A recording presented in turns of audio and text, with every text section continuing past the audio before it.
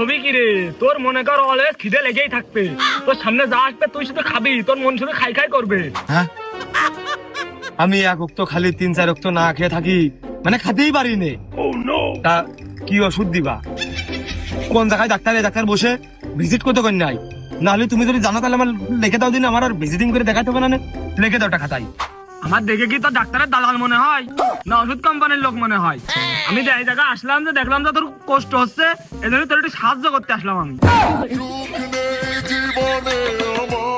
তাহলে তুমি ওষুধের নামটা লিখে দাও, আর যদি ডাক্তারের ঠিকানা না দাও তাহলে আমি ডাক্তারের কাছে যাবো কি করে, ফর্মুলা নেবো কি করে, আর ওষুধ পানি করবো কি করে, কি দিয়ে কি করবো আমি? তুই কি কিছুই বুঝিস নি? তুই কোন ওষুধের কথা শুনতেছিস? মানে আমার এই হ্যাংলা পাতলা শরীরটা, রুগাটা শরীরটা একটু সতেজ সবল হবে। আমি চিকুনিতে হালকা পাতলা একটু বেশি মোটা না, হালকা পাতলা একটু মোটা হবো, একটু করলে আমার হচ্ছে গায়ে একটু জ্বর বল বাড়বে, ওসব জিনিস